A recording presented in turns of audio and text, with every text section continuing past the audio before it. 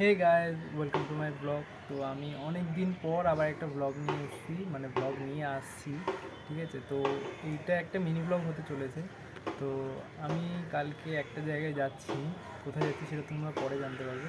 তো তার জন্যই কিছু কেনাকাটি বাকি আছে। তো আমি একটু স্প্ল্যানেড যাব। চলো স্প্ল্যানেডে গিয়ে দেখা হচ্ছে। তবে আমি একা যাচ্ছি না, আমার সঙ্গে আরও দুজন যাচ্ছে। তো তাদের সঙ্গে তোমাকে দেখা করাবো। তো চলো দেখা হচ্ছে স্প্ল্যানেডে গিয়ে। তো তারপর আমি 4:30টার সময় বাড়ির থেকে বেরিয়ে এসে দমদম স্টেশনে এসেছি। এসে আমি মেট্রো ধরে চলে গেছিলাম স্প্ল্যানেডে। তারপর স্প্ল্যানেডে এসে পাইলির সঙ্গে দেখা হয়েছিল। তো সাইল যেহেতু লেট করছিল, ততক্ষণ আমরা চা বিস্কুট খাচ্ছিলাম। তো তারপরে সাইল এলো, এসেই ও সঙ্গে সঙ্গে একটা অর্নামেন্টসের দোকানে দাঁড়ালো। ওখানে দাঁড়িয়েও কিছু নিজের মন পছন্দ মতন কিছু হার নিল, আমিও কিছু কিনলাম।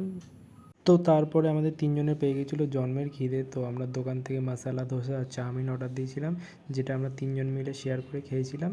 আর তার আগে আমরা খেয়েছিলাম ফুচকা, যেখানে 20 টাকার 4টে ফুচকা।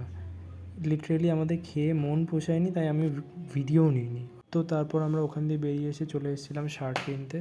তো সাহিল আমাকে জিজ্ঞেস করছিলো কোন শার্টটা বেশি ভালো লাগছে। তো আমি প্রথমে বলেছিলাম গোলাপওয়ালা, কিন্তু পায়েলদি বললো ওইটা। তো শেষমেশ ও দুটোর মধ্যে যে কোনো একটা নিয়েছে, কোনটা নিয়েছে সেটা তোমাদের পরে দেখাবো। তো শার্ট কেনা হয়ে গেছিলো। তো ওখান থেকে আমরা বাস ধরে রওনা দিয়েছিলাম বাড়ির দিকে। তো বাড়িতে গিয়ে আমি দেখাচ্ছি আমি কি কিনেছিলাম। আমি কিনেছিলাম হচ্ছে আমার আর বাবার জন্য এই দুটো সানগ্লাস। তো কেমন হয়েছে তোমরা জানিও।